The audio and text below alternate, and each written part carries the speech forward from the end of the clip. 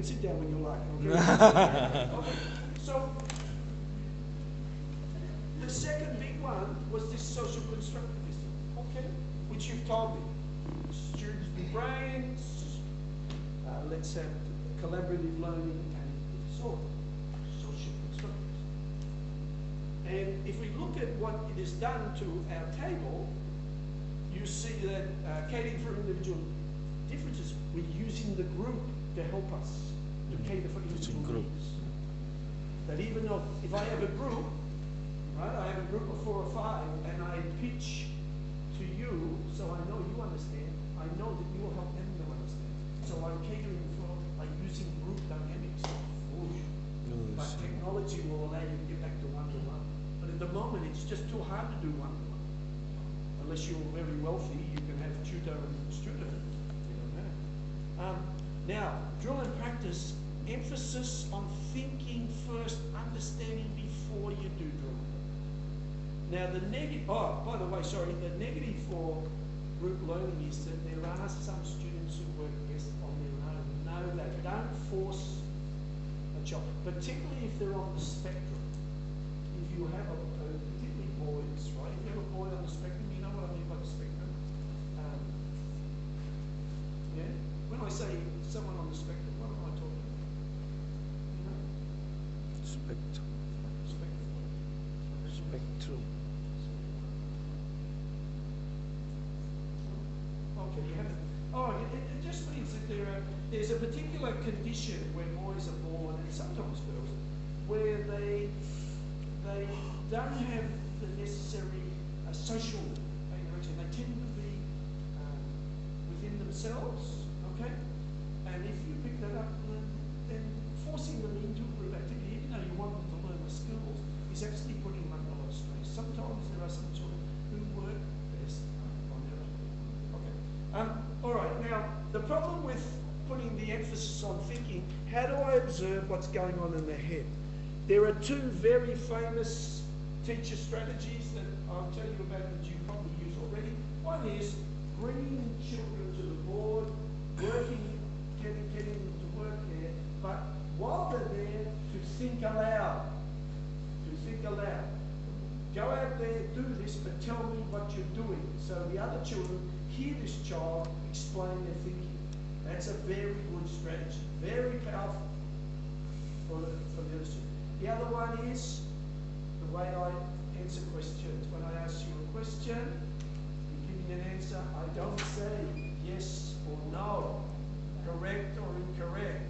I say, how did you get that? Can you explain it?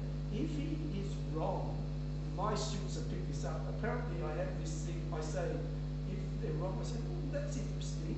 That's interesting. What do the class think? Do you agree? And I'm hoping that someone will say, oh, no, sir, because this, blah, blah, blah, blah. And so this child gets a chance to teach this child while the other's here. Yeah. Oh, sorry, I thought you were going to say something. So that's how it's changed from behaviorism. And rewards and punishments, well, there's group rewards. Trouble is, we still have the problem of off-task behaviour. And classroom noise, we're now allowed to have discussions, we're allowed to have noise in class. Yoo-hoo! Can you imagine me being quiet in class? Okay. Now I want to move quickly to 10 minutes, sir.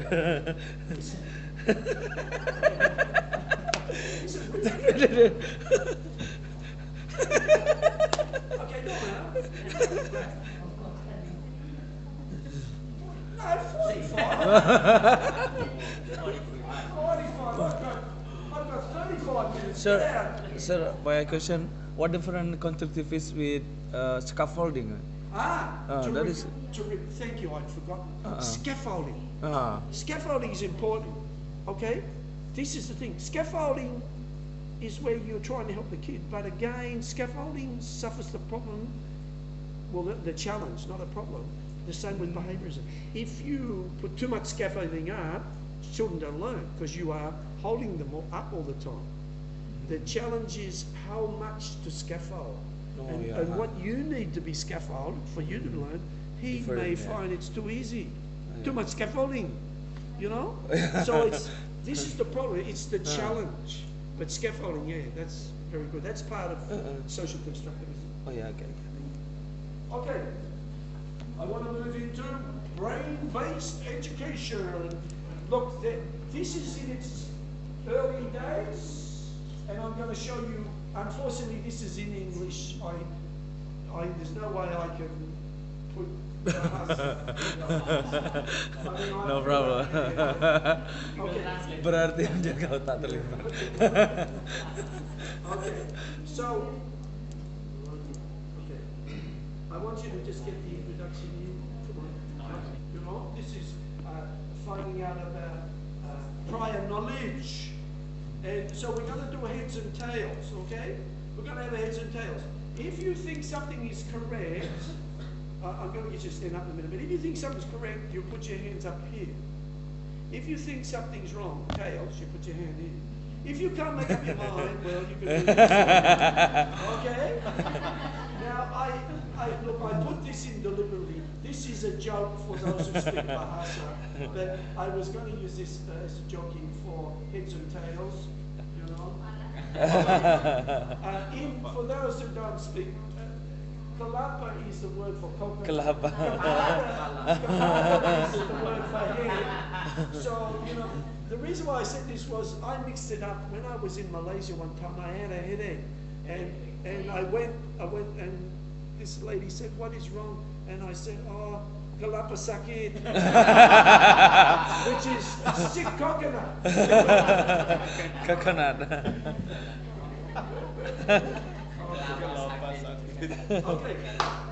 What I want to ask you this question, you've got to decide. Please, you don't understand. You can just go this way. Do you think that someone standing here, we have a toy helicopter here, and someone standing here, by the power of their thought, can get the helicopter to fly? Yes? No? Come on. Anybody yes? No? So everyone's no? Come on, I can't see your hands. No? Or yes? You don't understand. It's okay. Okay, so nobody. Okay, let's have a look. Now, I have to apologise. Something went wrong when I was taking this for a little while, so this is a little bit hazy, but computer sort of recognises when you're thinking a particular thing, and then they use that to control the machine. Use that as a bit of command to lift the helicopter. That is phenomenal. How long are you going to go? This is where I start to see if I can collect your progress. All done by mathematics. Okay, so that was true. Okay, here's your next question. Concentrating doesn't have a long-term effect on the brain. If you really concentrate, it doesn't affect the brain long-term. It affects it short-term, but then it disappears. True? False? True. You think it doesn't? It doesn't? Doesn't? False. Okay. It's actually false. We know this. See, this is what I'm going to talk to you about computer games. If you can get your children to concentrate for a small period of time, it doesn't have to be a long period, just 1 or 2 minutes, and then give them a rest, that will eventually lead to long term. So this is the trick for us as teachers. How do we do it so we give the children concentration, give them a rest, give them a reward? I'm going to tell you what's coming. Technology is going to help us with this. Okay, so yeah, concentration, actually, you can see it in your brain. Okay, what about this one? Automatic. If I get kids to memorize, it'll last forever. Okay? Memorizing helps you to last long. Okay? Without really meaning. Without having meaning. True? False? Nope. Completely the others. Unless you help kids to do some understanding, it doesn't last long. That's why That is why when, remember this? I taught you that last week. You've forgotten already? Ever had a class like that? I have. You know, last week I taught you that. That's my fault. I haven't helped them to understand. You know, so it's gone. It's gone. That's why that poor teacher in Brunei, the children were forgetting because they're not meeting. She was caught in it. So just automatic instrumental learning is lost. Connectively. Why? Because different parts of the brain connect. So it lasts longer.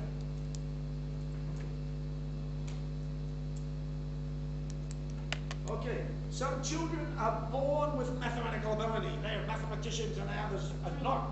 True? False. False. Okay, let's have a look. It's actually false. It's false. Some children have a little bit of, it's like sport. Some children have a little bit of advantage from genetic, but it's very small. It's all what happens after. And so, we have a thing called the growth mindset. This is what we should be saying to children. Not that I've seen this, I've actually heard mothers say this when I say, oh, your daughter is struggling with maths, but, I'd be saying, but she's improving. The mother would say to me, oh no, she's never really good at maths. My family's never really good at maths. The whole family's not good at maths. Blah, blah, blah, blah, blah. I want to grab the mother and say, stop! Don't say that to the child. I want her to think, because we know that's not true. The harder you work is you get, your mind will change. It's called plasticity, neuroplasticity. In the next presentation, we're going to have a look at that in a bit more detail. So, instead of, and also, we know this is very important. When you are giving feedback to the child, don't say you're smart, or you are very smart, or you're very dumb. No, you concentrate on what you've done. Oh, I'm pleased you got that, or that is very good work. You concentrate on that, not on the person, but on the learning, right? Okay. I'll show you this. I was going to jump this, but I love this. This is the Khan Academy made this. I just love it. This is what we have to say to kids when they say, I'm not good at this. Well, you can be good at it if you work a bit harder. You have to train your brain. So for a little while, you have to work harder. But once you work harder for a little while, then later it becomes much easier. When do you want to work hard? You want to work hard at school, or you want to work hard when you leave school, and then you've got to work hard when you've got a family and all this stuff? You better try and work as much as you can now. Okay. Just on this, one of the big things that's come out of brain research is about errors. Apparently, errors change the brain more than anything. Something it does to make us think. So mistakes are learning opportunities from now on.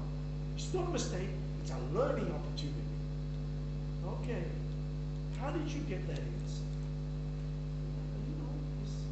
Can you explain, do you agree with her? How can you improve what she has said? And we investigate the mistake to help correct the thinking. Now, the other big thing is we're able to give students attitude tests. Those students who have a growth mindset, who have picked up this idea that if I work hard and blah, blah, blah, I'll go on. And those who, my family's no good at maths. Actually, the ones with a growth mindset, from testing the brain, actually have the most active brains. It's almost like you are fulfilling what you believe. I'm no good, therefore the brain shuts down and says, okay, if you're no good, I can sleep. Yeah, self-fulfilling. But the big message is good to make mistakes. Not in everything. Don't make mistakes, drive a car. But in school, take a chance with mathematics. If you make a mistake, let's work out why. Why it's a mistake. Okay, let's keep moving. Here's another one. 1 hour practice a day for 1 week, you can improve your mind for 20 years. 1 hour for 1 week will have an influence on your brain that will last for 20 years. If you don't do it ever again, it'll still last. Yes, true or false? Yeah, there you begin to False. think, yeah. So far. It's actually true. Now, I'm going to show you Todd, who is this man. He is actually going to be tested first. They want to test how fast he can think and how accurate it is. So you will see they're going to show you a picture, right? Show you a picture. If it's maybe a hammer, on the left-hand side, what is it left? You've got to say 2. Yeah, so your left, you've got to go 2. On your right, it's maybe a pencil. Okay? So are you ready? I want you all, I'm going to suddenly show something like this. You have to decide, is it a tool? What's the word for tool? I forgot. Alama? No. What's for tool in Bahasa? Tool. Peralatan. Yeah. What is Perlengkapan. Yeah. A tool. Okay. And then the other one is something for writing. So a pen, pencil, so on. Okay. So okay. Now, I just want to show you so you know what's going on. If it's a tool, and if it's writing, okay? Okay, so if it's a tool, you've got to go up. If it's writing up. Now, it comes very fast. I just want you to see what they're going to be doing with it. Okay, so you ready? Oh, no, we do. Yeah, they do. Who's supposed to go? Writing. Oh, yeah, go. Ready? Left or right? Up. Yeah, right. Should we do right? Yeah. Right, 2. No. Right. Itu sad. Okay, ready? No.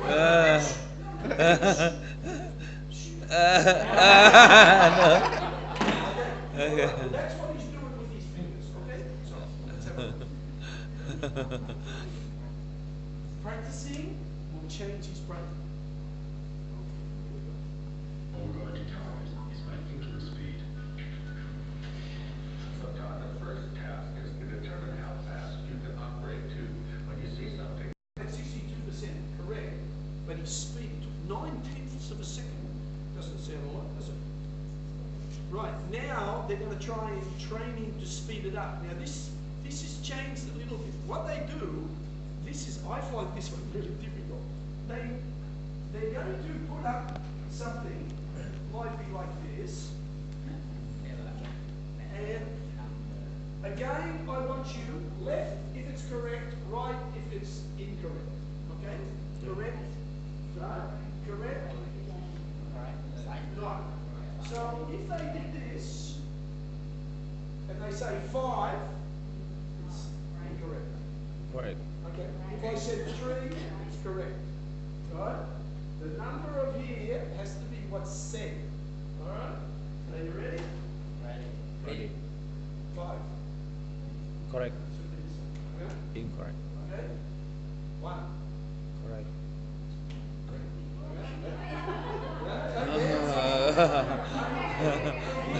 It's going like this, okay? I'll do it again. Here we go. Ready?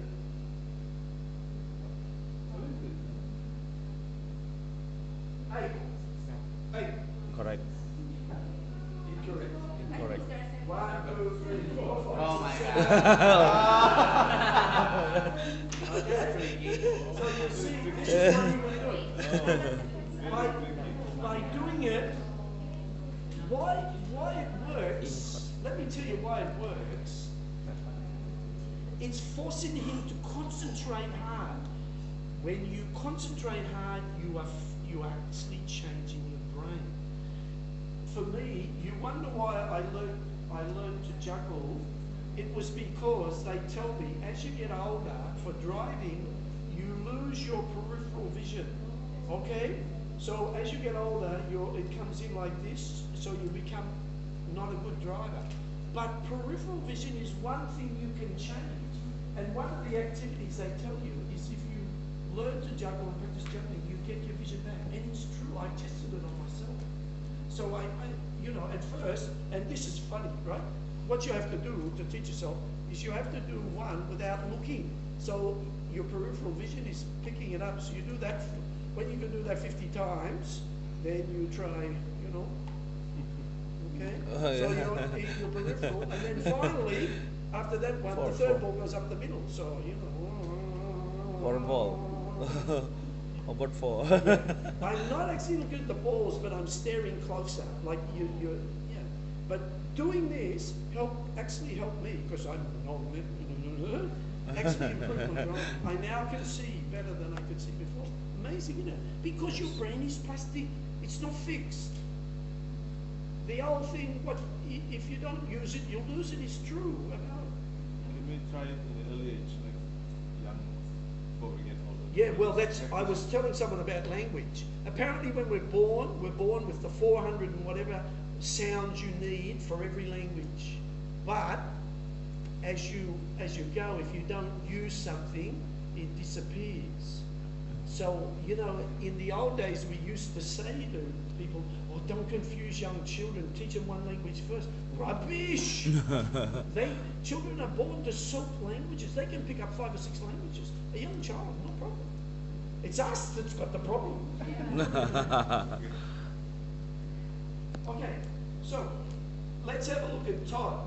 You ready? And you see how you go. But you can use your fingers. If it's too hard, you're too slow. So go like this. Okay,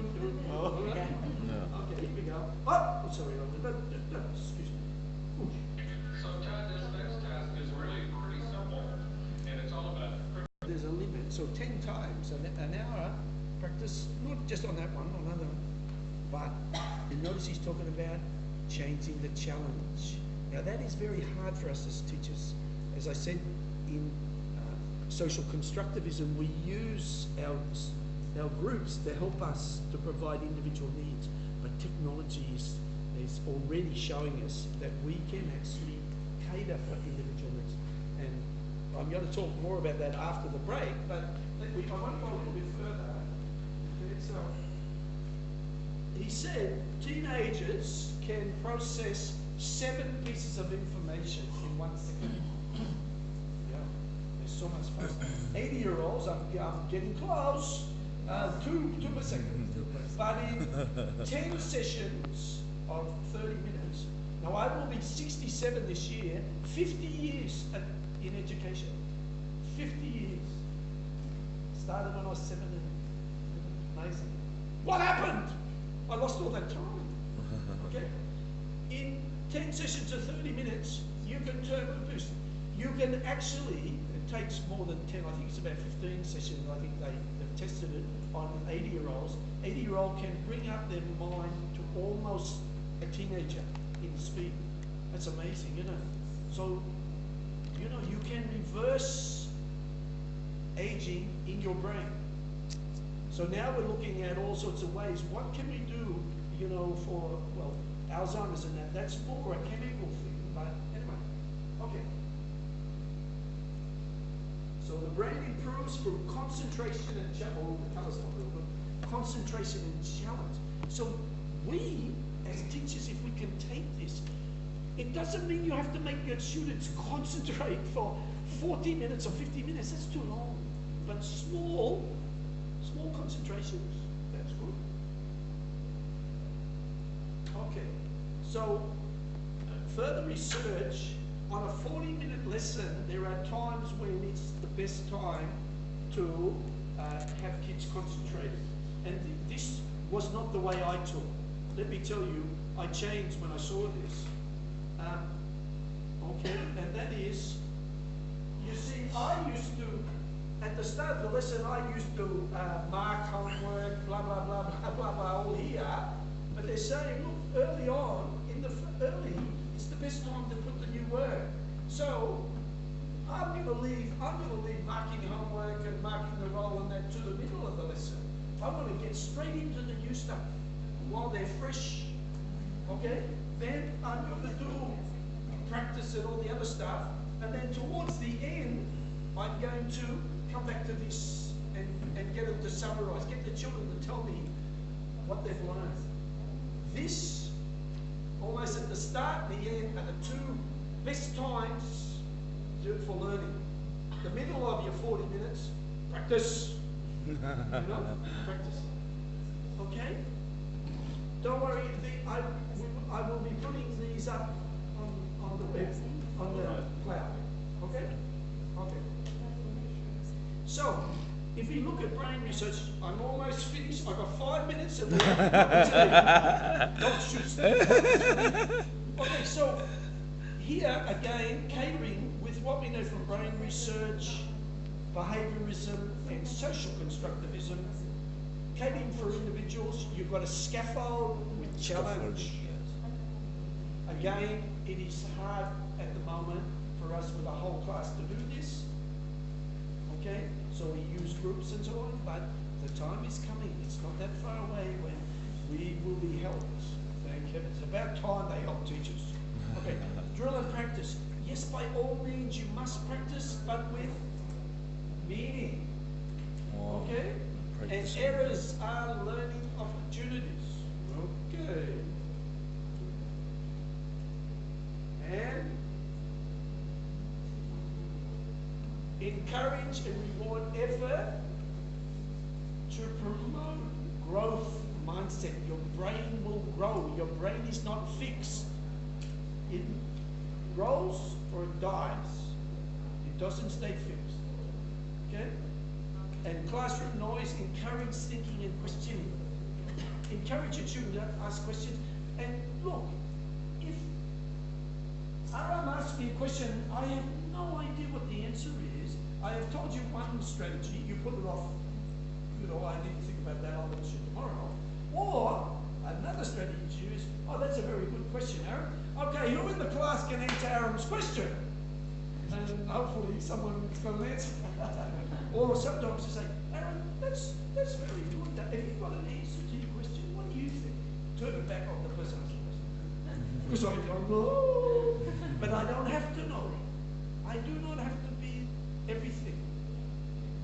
I am the expert in learning. That is my expertise. Okay. So, okay. Oh, look, I'm going through this. Very good. Very good. Wow. Speed reader. I just did a test to speed up your thing. Okay. Look, I reckon.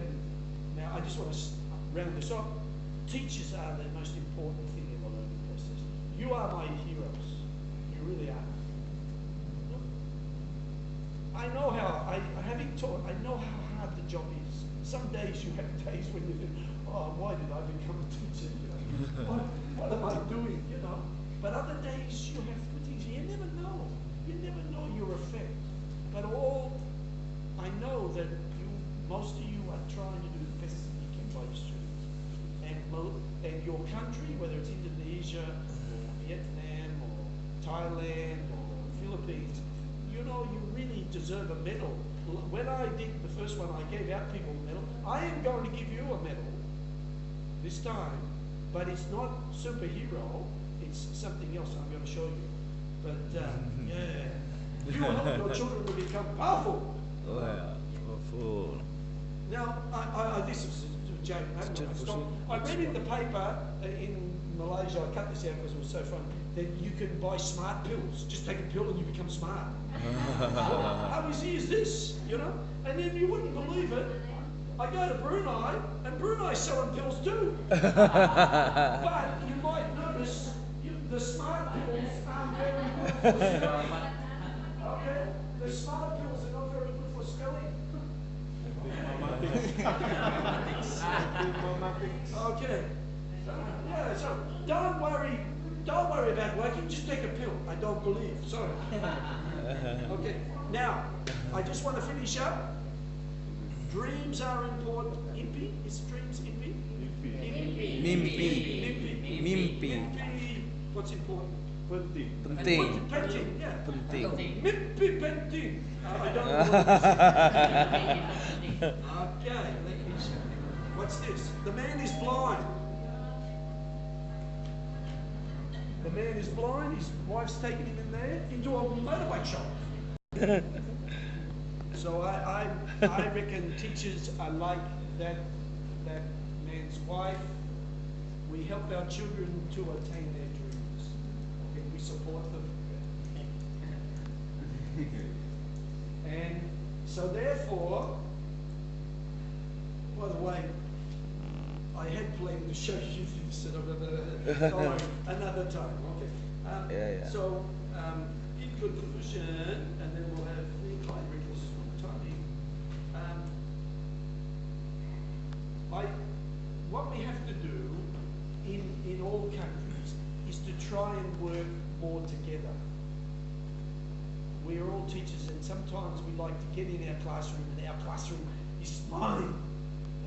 But really, we can't be inventing everything. We can't know everything. And so if we get together as a staff and try to share things that make each other's work easier and to share our knowledge, then in fact the children will benefit.